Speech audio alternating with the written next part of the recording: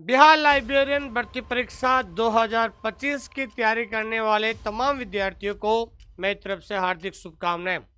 जैसा कि आप सभी को पता है कि आपके 14 वर्ष का वनवास अब समाप्त होने वाला है और आपके जून लास्ट वीक या जुलाई फर्स्ट वीक में आपका 6500 पदों पर एक इतिहास में पहली बार एक बम्पर वैकेंसी का नोटिफिकेशन आने वाला है। दोस्तों, अगर आपके पास BLS डिग्री है तो मेरा विशेष निवेदन है कि आप आज से ही तैयारी शुरू कर दीजिए, क्योंकि नोटिफिकेशन के बाद BPSC आपको 30 से 40 दिन ही देगी।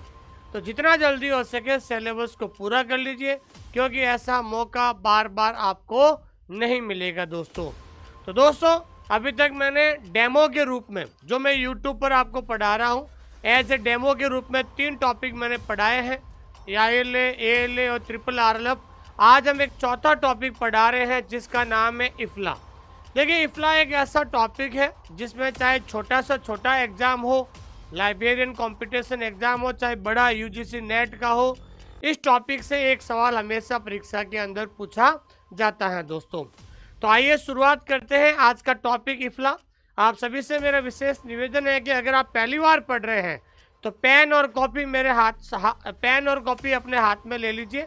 जैसा मैं पढ़ा रहा हूँ, पहले आप थ्योरी जो है लिखिए और थ्योरी के बाद जो है आप MCQ सॉल्व कीजिए। दोस्तों, देखिए, डायरेक्ट MCQ पढ़ने से लाइब्रेरी साइंस कभी दिमाग में नहीं बैठेगी और आप हमेशा कन्फ्यूजन और डाउटफुल रहोगे और आपका क्या हो जाएगा, सिलेक्शन से बाहर हो जाओगे। इसलिए किसी चीज़ को पढ़ने का एक प्रोसेस होता है। पहले थ्योरी से आप उस टॉपिक को कंप्लीट करें, फिर रिवाइज करें, फिर टेस्ट दें, आपके अंदर अपने आप जो है कॉन्फिडेंस आना शुरू हो जाएगा। दोस्तों, आइए शुरुआत करते हैं आज का टॉपिक। जो भी विद्यार्थी पहली बार इस क्लास को देख रहे हैं उनसे मेरा विशेष निवेदन है कि आप हमारा टेलीग्राम चैनल जरूर ज्वाइन कीजिएगा, जिसका नाम है OSI फॉर लाइब्रेरी साइंस। यहाँ पर पूरे भारत में हर छोटी मोटी वैकेंसी आती है और उसकी अपडेट आपको यहाँ पर मिलती रहेगी। अधिक जानकारी के लिए आप हमारा एप्लीकेशन डाउनलोड करें। पहले आप एप्लीकेशन डाउनलोड करें, एप्लीकेशन में जाकर आप डेमो देखें और डेमो देखने के बाद एप्लीकेशन के बाद अंदर जो फ्री कंटेंट है उस फ्री कंटेंट को जरूर देखें और अधिक जानकारी के लिए दिए गए नंबर पे आप कॉल कर सकते हैं।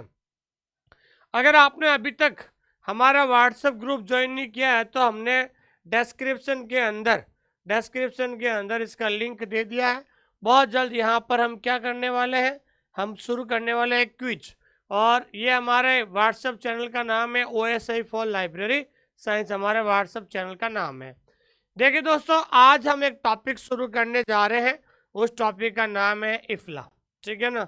कई बार विद्यार्थी पढ़ते हैं और हमने पढ़ा है कि एक आपका टॉपिक है पार्ट 1 के अंदर फाउंडेशन में कि नेशनल लाइब्रेरी एसोसिएशन, राष्ट्रीय पुस्तकालय संघ, जैसे ILA इंडिया का हो गया, ठीक है ना, आइजलिक हो गया, उसी तरीके से इंटरनेशनल लाइब्रेरी एसोसिएशन की अगर हम बात करें, अंतर्राष्ट्रीय पुस्तकालय संघ की बात करें, तो आज सबसे इम्पोर्टेंट टॉपिक है, वो टॉपिक है इफ्ला। देखिए, इफ्ला से एक सवाल हमेशा परीक्षा के अंदर पूछा जाता है। शुरू हो जाए मेरे साथ आज का ये टॉपिक पढ़ने, और जो विद्यार्थी नए हैं एक बार आप इसका थ्योरी से नोट्स बनाएं, उसके बाद आप MCQ सॉल्व कीजिए, आपके अंदर धीरे धीरे कॉन्फिडेंस आ जाएगा। देखिए, इस क्लास को पढ़ाने का हमारा एक ही उद्देश्य है कि हम चाहते हैं कि आप लाइब्रेरी साइंस जैसे टेक्निकल सब्जेक्ट को आसान भाषा में सीखें। हमने आपको एक कंटेंट की थाली परोस दी है, आपको केवल खाना है, ठीक है ना। तो जब तक लिखोगे नहीं तब तक सीखोगे नहीं। एक बार लिख कर देखिए, आपको पता चल जाएगा, क्योंकि लिखने से ही लाइब्रेरी साइंस याद होती है। दोस्तों, आइए शुरुआत करते हैं आज का पहला टॉपिक। देखिए दोस्तों, सबसे पहले हम बात करते हैं इफ्ला। ठीक है, तो सबसे पहले हम बात करते हैं, आपके मन में यही सवाल आएगा कि सर इफ्ला है क्या, क्या है इफ्ला। अगर परीक्षा के अंदर पूछा जाता है या कॉमन भाषा में पूछा जाता है कि इफ्ला क्या है, तो मैं बताना चाहता हूं कि ये एक अंतर्राष्ट्रीय का मतलब क्या हो गया, इंटरनेशनल। ये एक अंतर्राष्ट्रीय निकाय है, इंटरनेशनल बॉडी है, जो उन लोगों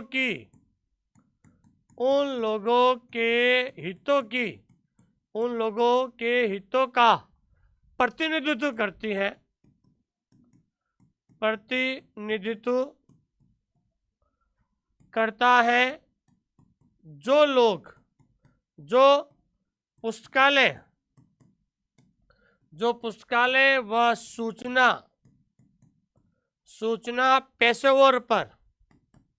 पेशेवर यानी प्रोफेशनल, पेशेवरों पर भरोसा करता है। क्या करता है दोस्तों? भरोसा करता है। मतलब इस लाइन का ये है कि इफ्ला एक ऐसा इंटरनेशनल बॉडी है, ये हमेशा उन लोगों का जो है समर्थन करता है या उन लोगों को रिप्रेजेंट करता है जो लोग पुस्तकालय और सूचना विज्ञान से जुड़े हुए हैं, जो लाइब्रेरी और इंफॉर्मेशन साइंस में कुछ करना चाहते हैं। इस लाइब्रेरी और इंफॉर्मेशन साइंस को जो लोग अपडेट कर रहे हैं, वे उन लोगों के हितों की रक्षा करने का कार्य कौन करता है दोस्तों? इफ्ला करता है। इफ्ला उन लोगों को रिप्रेजेंट करता है जो दिन प्रतिदिन लाइब्रेरी साइंस और इंफॉर्मेशन साइंस को रोज अपडेट करने की बात करते हैं, उसके अंदर नए नवाचार लाने की बात करते हैं। उन लोगों के हितों की रक्षा करने का अधिकार किसके पास है दोस्तों? इफ्ला के पास है, ध्यान रखना, ठीक है। उसके बाद सबसे इंपॉर्टेंट आती है कि what is the full form of IFLA, कि भाई इफ्ला की फुल फॉर्म क्या है। ये बहुत ज़्यादा विद्यार्थी कंफ्यूजन होते हैं इफ्ला की फुल फॉर्म को लेकर। तो इफ्ला की फुल फॉर्म ध्यान रखना है, आई से क्या हो जाएगा? इंटरनेशनल। आई से क्या हो जाएगा? इंटरनेशनल। एफ से हो जाएगा फेडरेशन। क्या हो जाएगा दोस्तों? फेडरेशन। तो इंटरनेशनल फेडरेशन ऑफ एल से हो जाएगा लाइब्रेरी, एल से हो जाएगा लाइब्रेरी, और ए से हो जाएगा एसोसिएशन, एंड और इंस्टीट्यूशन, एंड इंस्टीट्यूशंस, ठीक है ना दोस्तों जी। देखिए अगर हम इफ्ला के हिसाब से अगर फुल फॉर्म माने तो पहले क्या होता है? आई से इंटरनेशनल, एफ से फेडरेशन ऑफ, एल से लाइब्रेरी और ए से एसोसिएशन। लेकिन इसके अंदर कौन सा वर्ड जोड़ दिया गया है? इंस्टीट्यूशन। तो ध्यान रखना, जब भी ऑप्शन के अंदर सवाल आता है कि what is the full form of IFLA, तो इफ्ला की फुल फॉर्म में ध्यान रखना है जिस ऑप्शन के अंदर पीछे इंस्टीट्यूशन दिया हुआ है तो वो सही माना जाएगा, ध्यान रखना। क्योंकि यहां तक सबको पता है कि international federation of library association and institution, ये इंस्टीट्यूशन जो शब्द है, ये शब्द कब जोड़ा गया था? ये शब्द 1976 में जोड़ा गया था। कब जोड़ा गया था दोस्तों? 1976 में जोड़ा गया था। कब जोड़ा गया था? 1976 में इस शब्द को जोड़ा गया था, ठीक है ना। बहुत सारे विद्यार्थी कंफ्यूजन होते हैं, इसलिए ध्यान रखना है इफ्ला की फुल फॉर्म में लास्ट में इंस्टीट्यूशन शब्द आता है जिन्हें 1976 में जोड़ा गया है दोस्तों, ठीक है। उसके बाद हम बात करते हैं आगे। देखिए इफ्ला क्या है, अगर सवाल परीक्षा के अंदर पूछा जाता है, ये एक अंतर्राष्ट्रीय पुस्तकालय संघ है। क्या दोस्तों? अंतर्राष्ट्रीय पुस्तकालय संघ है। कई बार परीक्षा के अंदर पूछा जाता है कि which of the following is an international library association, निम्नलिखित में से कौन सा अंतर्राष्ट्रीय पुस्तकालय संघ है?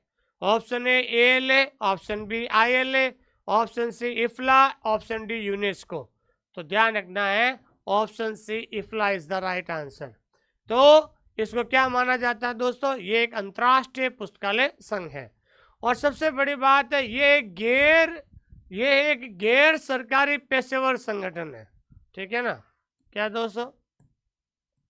ये एक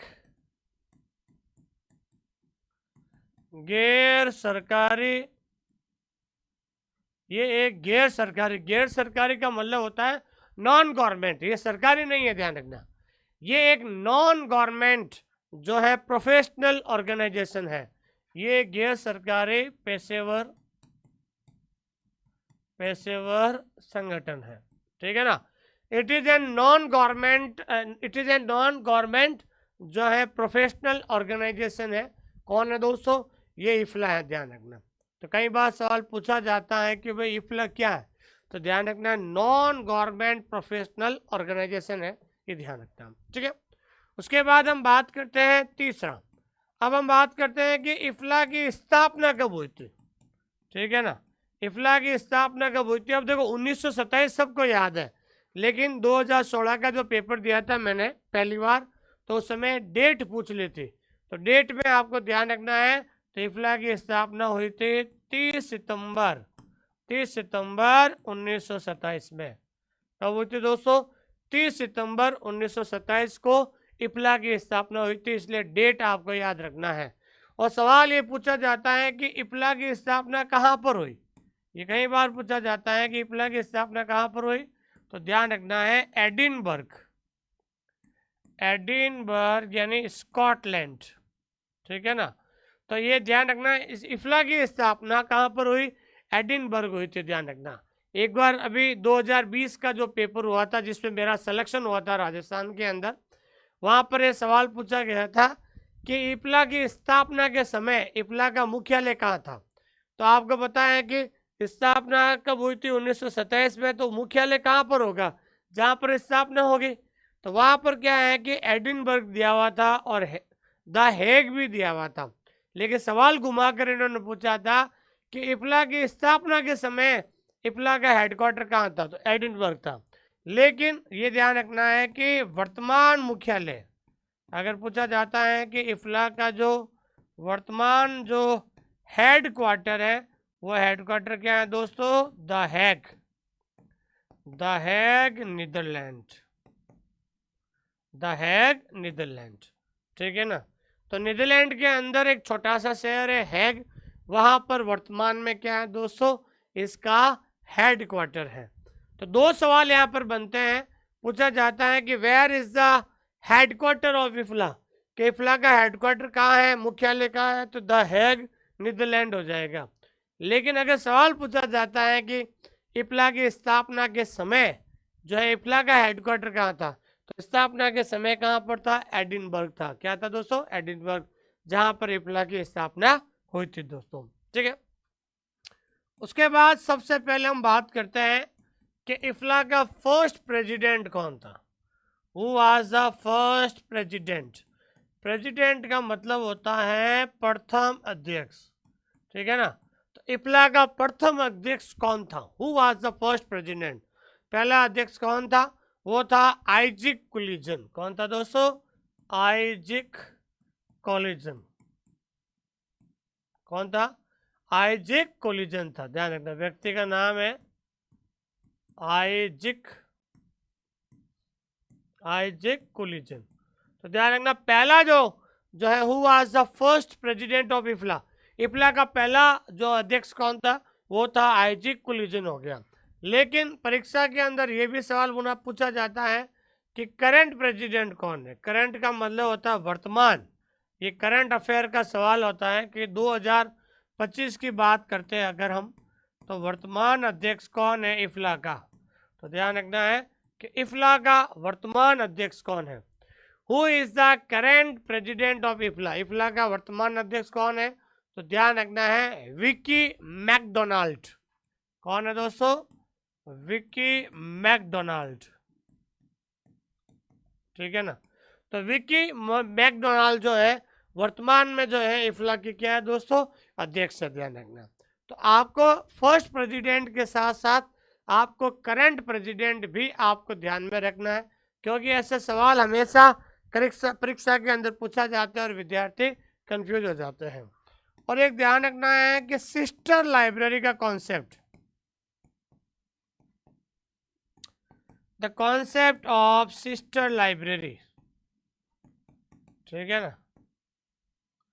the concept of sister library was started by IFLA, ठीक है ना।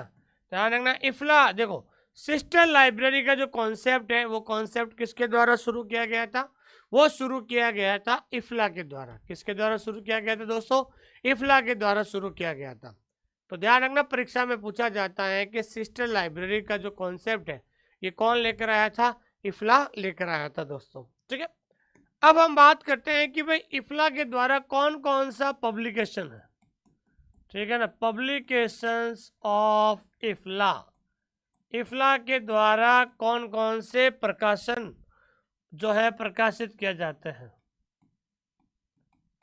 इफ्ला के प्रकाशन, ये कई बार सवाल पूछा जाता है, इसलिए आपको ध्यान रखना है कि इफ्ला के द्वारा कौन कौन सी चीज़ों का प्रकाशित किया जाता है, जिसमें इफ्ला जनरल लाइब्रेरी है, जैसे इफ्ला की एक पत्रिका है, ठीक है ना, जैसे पहला है इफ्ला जनरल लाइब्रेरी, क्या है दोस्तों, इफ्ला जनरल लाइब्रेरी, ठीक है। तो ये पहला हो गया।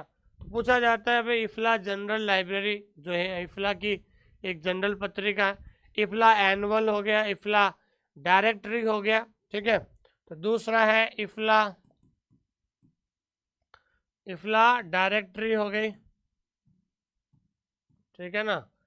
तीसरा हो गया इफ्ला एनुअल हो गया, इफ्ला एनुअल, इफ्ला के नाम से जो है ये जो पत्रिकाएं जो है, कई बार पूछा जाता है निम्नलिखित में से कौन सा प्रकाशन इफ्ला का नहीं है, तो पहला दे दिया इफ्ला जनरल लाइब्रेरी, इफ्ला डायरेक्टरी, इफ्ला एनुअल, और ऑप्शन डी में दे दिया इफ्ला कन्वेंशन, तो कन्वेंशन है ही नहीं।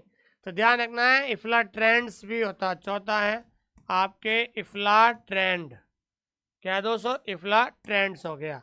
और पांचवा बहुत इंपॉर्टेंट है इफ्ला मीडियम टर्म प्रोग्राम, ध्यान रखना, ठीक है ना, IFLA medium term programme, IFLA medium term programme. तो ये ध्यान रखना ये सारे क्या हैं, ये इफ्ला के प्रकाशन है, क्या है दोस्तों, इफ्ला के प्रकाशन है, जैसे IFLA general library, IFLA annual, IFLA directory, IFLA trends और इफ्ला मीडियम टर्म प्रोग्राम, ये सारे जो है किसके प्रोग्राम है, किसके प्रकाशक है, ये प्रकाशन है, पब्लिकेशन है, ये इफ्ला के द्वारा है। आगे सवाल आएगा, इनमें से एक सवाल पूछा जाएगा तो आपको बताना है कि वो क्या है, इसलिए मैं बार बार आप लोगों से यही कह रहा हूँ, एक बार मेरा कहना मान लीजिए। देखिए मैं खुद गवर्नमेंट में सिलेक्टेड हूँ, मैंने केवीएस का इंटरव्यू दिया, एम्स का रिटर्न निकाला, अहमदाबाद हाईकोर्ट का इंटरव्यू दिया, राजस्थान में टॉप रैंक से मेरा सिलेक्शन हुआ है। तो मैं बार बार आप लोगों से यही कहता हूं कि पढ़े उनसे जो स्वयं चयनित हो। आप सोचते हैं कि मैं शॉर्टकट रास्ता से मेरा सिलेक्शन हो जाएगा, कभी सिलेक्शन नहीं होगा, ठीक है ना। कुछ विद्यार्थियों के दिमाग में अभी भी गलत एक सोच है कि नोटिफिकेशन आने दो उसके बाद हम तैयारी करेंगे, हमारा सिलेक्शन हो जाएगा। नोटिफिकेशन के बाद 30 से 40 दिन के अंदर आपका क्या हो जाएगा, एग्जाम हो जाएगा, उसके बाद आप कहीं से भी पढ़ोगे, कहीं से आपका सिलेक्शन नहीं होगा। तो आज तो मैं आप लोगों को एक कंटेंट दे रहा हूँ, बस आपको हैंड रिटन नोट्स बनाने हैं, वीडियो देखना है, टेस्ट देना है, अपने आप चीज़ें क्लियर हो रही है, कहीं जाने की जरूरत नहीं है दोस्तों। अगर आप मेरे पास ऑफलाइन पढ़ते तो ऑफलाइन पढ़ने का खर्चा कम से कम 50,000 रुपये का आता 2 महीने का, इससे अच्छा कि मैं आपको मात्र 1600 रुपये में आपको घर बैठे ये सारी चीज़ें दे रहा हूँ, ठीक है दोस्तों।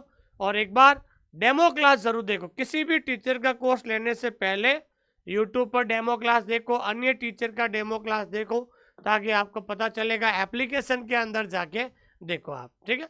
उसके बाद हम बात करते हैं जी प्रोग्राम्स ऑफ इफ्ला, ठीक है ना, इफ्ला के कार्यक्रम, ठीक है। अब इफ्ला के कौन कौन से प्रोग्राम है जो इफ्ला के द्वारा लॉन्च किया गया था, मतलब इफ्ला के कौन कौन से प्रोग्राम है जो इफ्ला के द्वारा लॉन्च किया गया था, उसमें हम एक एक पढ़ेंगे। देखिए इफ्ला के कौन कौन से प्रोग्राम है जो परीक्षा में पूछे जाते हैं। पहला प्रोग्राम है यूबीसी, यूबीसी की फुल फॉर्म होती है यूनिवर्सल बिब्लियोग्राफिक, यूनिवर्सल बिब्लियोग्राफिकल कंट्रोल, क्या है दोस्तों, कंट्रोल। तो पहला प्रोग्राम है आपके क्या है दोस्तों, ये जो है यूनिवर्सल बिब्लियोग्राफिक कंट्रोल, बिब्लियोग्राफिक करना, यहाँ देखो यहाँ पर बहुत ज़्यादा विद्यार्थी गलत कर देते हैं जी। तो पहला प्रोग्राम है यूनिवर्सल बिब्लियोग्राफिक कंट्रोल, ये इफ्ला का प्रोग्राम है। इस प्रोग्राम को लॉन्च किया गया था, तो लॉन्च किया गया था 1974 में। कब लॉन्च किया गया था? 1974 में। ठीक है, ठीक है, 1974 में। दूसरा है यूएपी। ठीक है ना, यूएपी की फुल फॉर्म क्या है दोस्तों? Universal availability. ठीक है ना, availability, universal availability of publication, of publication, ध्यान रखना। इसकी फुल फॉर्म क्या होती है? Universal availability of publication. ये भी ध्यान रखना, यूएपी क्या है? एक इफ्ला का कार्यक्रम है और इसे लॉन्च किया गया था। तो इसे लॉन्च किया गया था 1976 में। कब लॉन्च किया गया था? 1976 में। ठीक है। तीसरा जो है वो है इंटरनेशनल मार्क। ठीक है ना, इंटरनेशनल। तीसरा है इंटरनेशनल, इंटरनेशनल मार्क, जिसे हम कहते हैं यूनिमार्क। क्या कहते हैं दोस्तों? यूनिमार्क। ये इंटरनेशनल मार्क जो है ये इफ्ला के द्वारा 1977 में शुरू किया गया था। यूनिमार्क, कई बार पूछा जाता है कि भाई यूनिमार्क किसका पब्लिकेशन है? नहीं, यूनिमार्क किसका प्रोग्राम है? तो ये इफ्ला का प्रोग्राम है दोस्तों। ये चीज आपको ध्यान में रखना है। चौथा है आईएपी। ये याद रखना, बहुत इंपॉर्टेंट प्रोग्राम है, international advocacy programme. International advocacy programme, international advocacy programme, जिसे हम कहते हैं आईएपी। ये प्रोग्राम इफ्ला के द्वारा कब शुरू किया गया था? 2016 में शुरू किया गया था। कब शुरू किया गया था दोस्तों? 2016 में शुरू किया गया था। तो कहने का मतलब ये है कि जो आईएपी प्रोग्राम है ये किसका है दोस्तों? इफ्ला का है, जिसे 2016 में इसकी शुरुआत की गई थी। तो ये जो 4 प्रोग्राम है, हालांकि इफ्ला के बहुत सारे प्रोग्राम है, मैंने एप्लीकेशन में बहुत सारे लिखाया हुआ है, डिटेल से पढ़ाया है, लेकिन इस क्लास के माध्यम से मैं आप लोगों को इतना बताना चाहता हूँ कि मेरा उद्देश्य आप लोगों को लाइब्रेरी साइंस पढ़ना सिखाना है, क्योंकि आप में से 90% वो विद्यार्थी है जिन्होंने डिस्टेंस एजुकेशन से डिग्री प्राप्त की है। अब आपको ये पता नहीं है कि लाइब्रेरी साइंस क्या होती है, टॉपिक कैसे पढ़ते हैं, क्योंकि आजकल यूट्यूब पर बहुत सारे लोग पढ़ा रहे हैं और आकर 10 क्वेश्चन लेके आ जाएंगे, ऑब्जेक्टिव क्वेश्चन सॉल्व करा के चले जाएंगे। ठीक है ना, आंसर उनके सामने लिखे हुए होते हैं, कोई बड़ी बात नहीं है।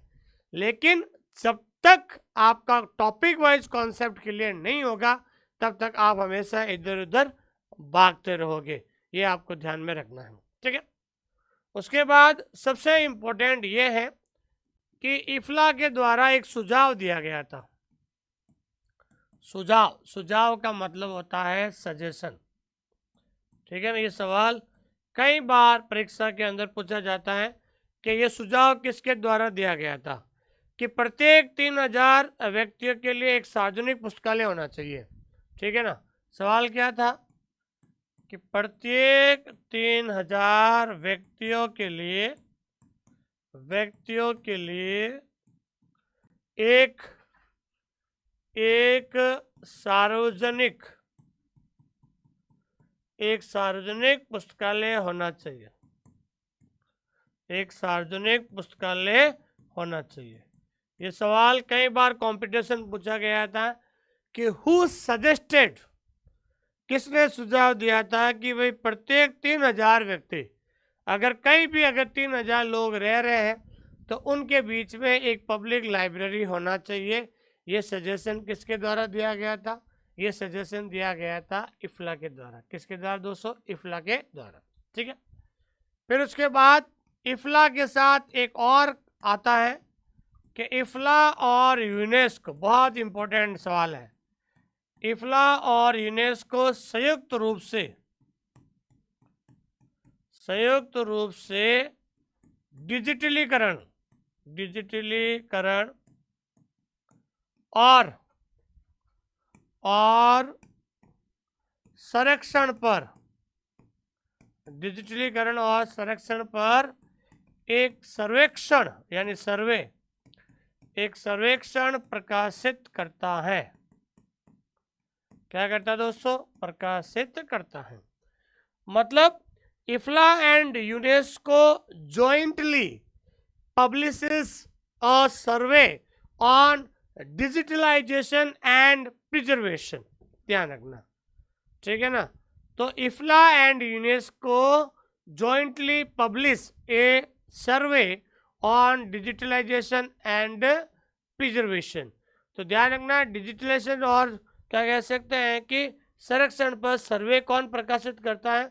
वो प्रकाशित करता है इफ्ला एंड यूनेस्को। कौन करता है दोस्तों? इफ्ला एंड यूनेस्को दोनों मिलकर ये कार्य करते हैं। ध्यान, ये सवाल कई बार पूछा जाता है, इसलिए आपको ध्यान में रखना है। हालांकि इफ्ला की स्थापना 1927 में हुई थी, लेकिन इफ्ला की जो पहली बैठक है जो 1928 में कहाँ पर हुई थी? रोम हुई थी, ठीक है ना। इफ्ला की पहली बैठक 1928 में कहाँ पर हुई थी? इटली की राजधानी रोम में हुई थी। कहाँ पर हुई थी भाई? रोम में हुई थी। तो इफ्ला की पहली बैठक जो है 1928 कहाँ पर हुई? रोम के अंदर हुई थी, ध्यान रखना।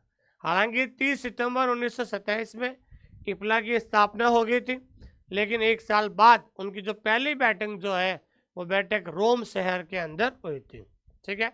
लेकिन एक बताना चाहता हूँ कि इफ्ला का अगर सवाल ये भी पूछा जाता है कि भाई भारत में इफ्ला का एनुअल कॉन्फ्रेंस यानी कह सकते हैं कि वार्षिक अधिवेशन कब हुआ था और कहां पर हुआ था?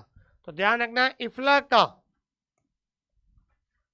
जी ठीक है ना, इफ्ला का एनुअल कॉन्फ्रेंस, इफ्ला का एनुअल कॉन्फ्रेंस यानी वार्षिक अधिवेशन, वार्षिक अधिवेशन 1992 दिल्ली में हुआ था। 1992 दिल्ली में हुआ था। ये कई बार परीक्षा के अंदर पूछा जाता है कि इफ्ला का एनुअल कॉन्फ्रेंस हमेशा कराती रहती है, लेकिन भारत में कब हुआ था? तो ध्यान रखना है, भारत में 1992 में और भारत के दिल्ली शहर में 1992 में इफ्ला का जो है ये एनुअल कॉन्फ्रेंस किया हुआ था दोस्तों। एनुअल कॉन्फ्रेंस का आयोजन हुआ था दोस्तों, ठीक है। तो आज हमने इफ्ला के बारे में काफ़ी महत्वपूर्ण चीज़ें पढ़ी। जब अगली क्लास होगी तो और भी हम चीज़ें पढ़ेंगे।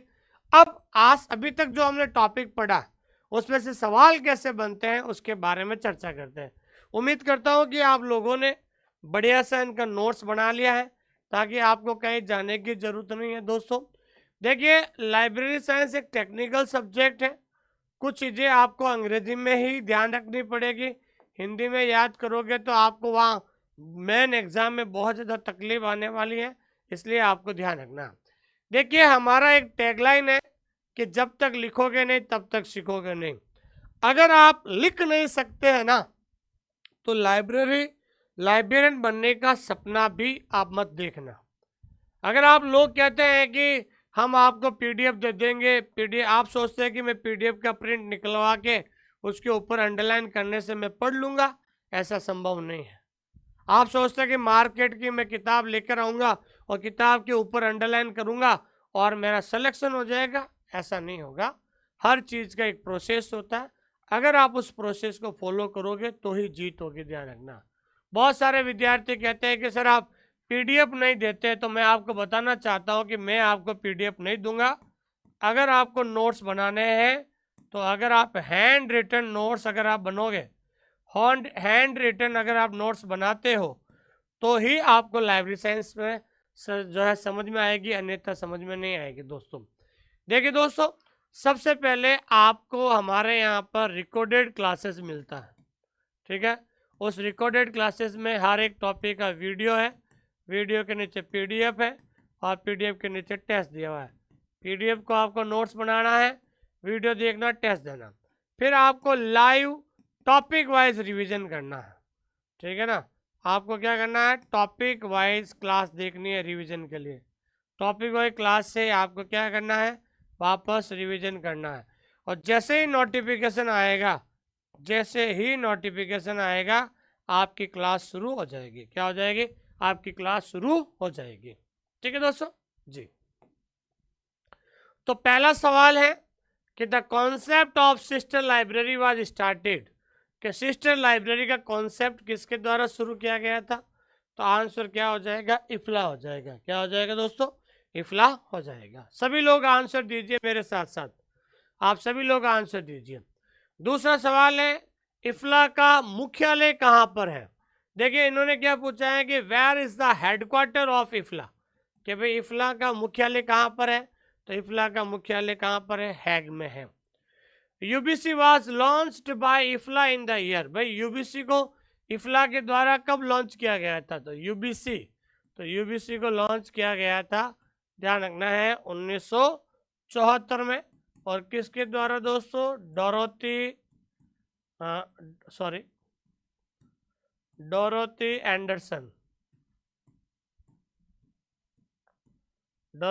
एंडरसन के द्वारा लॉन्च किया गया था। अगला सवाल है, इफ्ला की स्थापना कहाँ पर हुई? तो आपको ध्यान रखना है, इफ्ला की स्थापना कहाँ पर हुई थी? 1927 में। तो ध्यान रखना है 1927 में एडिनबर्ग में हुई थी दोस्तों। अगला है कि international federation of library association यानी इफ्ला की स्थापना कब हुई थी? तो आपको ध्यान रखना है, इफ्ला की स्थापना 30 सितंबर 1927 में हुई थी। अगला सवाल है, यूएपी को कब लॉन्च किया गया था? तो यूएपी को लॉन्च किया गया था 1976 में। पहले लॉन्च किया गया था यूबीसी को 74 में, और 2 साल बाद यूएपी को लॉन्च किया गया था। यूनिवर्सल बिब्लियोग्राफिक कंट्रोल मतलब यूबीसी, तो यूबीसी किसका प्रोग्राम है? तो मैंने बताया था आपको, यूबीसी इफ्ला का प्रोग्राम है। किसका प्रोग्राम है दोस्तों? इफ्ला का प्रोग्राम है। हाँ, कई बार सवाल पूछा जाता है यूए की फुल फॉर्म क्या है? तो यूए की फुल फॉर्म होती है यूनिवर्सल अवेलेबिलिटी ऑफ पब्लिकेशन। ये यूएपी की क्या होती है दोस्तों? फुल फॉर्म होती है। ठीक है। तो डिजिटलीकरण और संरक्षण पर संयुक्त रूप से सर्वेक्षण प्रकाशित करता, मैंने बताया था अभी कौन दो मिलकर जो है डिजिटलीकरण और प्रिजर्वेशन पर एक सर्वे पब्लिश करते हैं? वो सर्वे पब्लिश करते हैं इफ्ला और यूनेस्को। कौन करते हैं दोस्तों? इफ्ला और यूनेस्को करते हैं। यूएपी किसका प्रोग्राम है? देखिए यूबीसी हो चाहे यूएपी हो, ये दोनों प्रोग्राम किसके हैं दोस्तों? इफ्ला के हैं। इफ्ला का हेड ऑफिस कहाँ है? तो आपको ध्यान रखना, हेड ऑफिस बोले या फिर हेडक्वार्टर बोले, वो हैग नीदरलैंड के अंदर है। ठीक है ना, हैग नीदरलैंड के अंदर है। Who was the first president of IFLA, IFLA के प्रथम अध्यक्ष कौन थे? तो प्रथम अध्यक्ष कौन थे? आइजिक कॉलिजन। कौन थे दोस्तों? आइजिक कॉलिजन थे, ध्यान रखना, आइजिक कॉलिजन था। और इफ्ला का वर्तमान अध्यक्ष कौन है? वर्तमान का मतलब 2025 की बात करें तो वर्तमान का अध्यक्ष कौन है दोस्तों? वो है विक्की मैकडोनाल्ड। कौन है दोस्तों? विक्की मैकडोनाल्ड है, ध्यान रखना, कौन है? विक्की मैकडोनाल्ड। ठीक है।